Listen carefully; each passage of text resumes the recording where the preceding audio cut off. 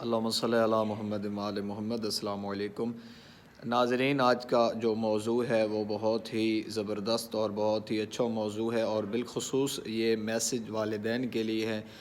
چھٹیاں ہیں تو اس چھٹیوں کو جو بچوں کو دی گئی ہیں تو یہ اس میں بچوں کا ٹائم ضائع نہیں ہونا چاہیے۔ کچھ ایسی باتیں ہیں جنہیں والدین فالو کریں تاکہ ان کے بچوں کی زندگی اب پہلے سے زیادہ بہتر ہو جائے۔ اس چھٹیوں کا جو گیپ ملا ہے، اسکول میں بچے نہیں جاتے چونکہ چھٹیاں ہیں، تو ان میں کچھ ایسی کوالٹی، ایسی سکل آپ پیدا کریں کہ جو پوری زندگی ان کے لیے فائدہ مند ہو۔ سب سے پہلے انہیں کسی دینی مدارس میں بھیجنے کی ایک روٹین بنائیں جتنے بھی دن ہیں، تاکہ قرآن پڑھیں، دینی مسائل جو بنیادی مسائل ہیں ان سے آگاہ ہوں، اور دنیا اور آخرت کی کامیابی کے وہاں سے راز سے مستفید ہوں۔ اس کے علاوہ آپ بچوں کی ان کا جو ٹائم ٹیبل ہے سونے کا، وہ یہ نہ ہو کہ والدین کہیں کہ چھٹیاں ہیں، ٹھیک ہے جی 9-10 بجے 11 بجے اٹھیں گے تو یہ بریک فاسٹ ناشتہ کریں گے۔ اس سے بجائے کہ آپ ان کو باقاعدہ صبح جب اذان کا ٹائم ہو تو وقت پہ اسے نماز پڑھنے کا عادی بنائیں۔ یہ آپ کے پاس ٹائم ہے، جو ان کا اسکول کا ہوم ورک ہے وہ بھی کریں، اور اس بات کا بھی خیال کریں۔ جیسے لڑکیاں اپنے کھانا تیار کرتی ہیں تو لڑکوں کو بھی چاہیے کہ وہ چائے، انڈا اور نارمل اپنی خوراک تیار کرنے کے قابل ہو جائیں، اور یہ والدین ان سے کروائیں۔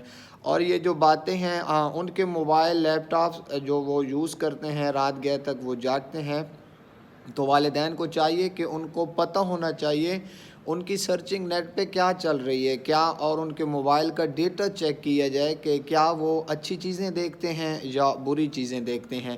چھوٹی چھوٹی باتیں ہوتی ہیں جن کی وجہ سے ان کی بچوں کی زندگی سنور سکتی ہے، پروموشن ہو سکتی ہے۔